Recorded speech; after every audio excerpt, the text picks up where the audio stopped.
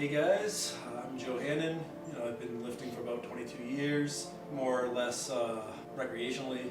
Started powerlifting about 5 or 6 years ago. Got really serious into it.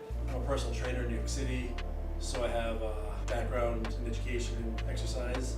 I have a CSCS, I have an ASVP cert, and today we are going to go over conventional deadlift, the tips that I use when I pull, just the setup, form, and everything else. Alright, so this is how I set up for the deadlift. Now, a lot of people have kind of different, I don't know how to say it, rituals, if you will, to get there. For me, I'm a very calm, setup person for my deadlift. I just kind of walk up to it. The only thought in my head is really kind of getting tight. But I walk up, make sure to keep my feet fairly narrow within the knurling space, and I point my toes forward. Now for me, that just always made it stronger and gave me a better pull off the ground.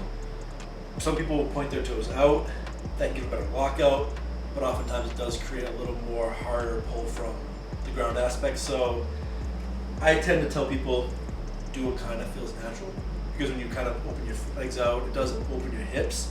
However, your legs do get in the way of your arms, so there's a lot of give and take. Now I'm also a bottom up setup. So you may see some people take a deep breath of air up, come down, hold that tightness, and pull. For me, I actually come down the bar very relaxed. I kind of just grab it here, everything's still really chill.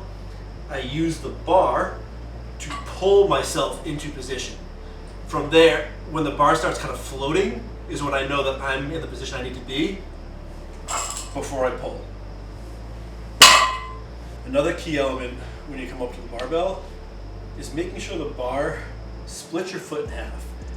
What that does is it allows you to be balanced, so when you come down to the barbell, you're not too far forward, you're also not too far back. You hear a lot of people say pull the bar up against your shins.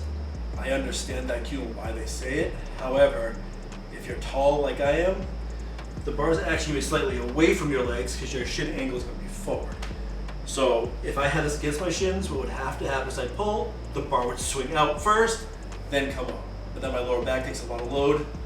Not what we want to do. Also, when we pull, this is going to sound counterintuitive, it's actually a press. I push through my feet. I do not pull the bar up. So when I'm here, and as I talked about before, I get tight, get that bar to the position where it's floating. Now all I do is a reverse leg press. I drive my feet through the floor. Two actions can happen. The bar doesn't move, or I stand up, because the world ain't going down.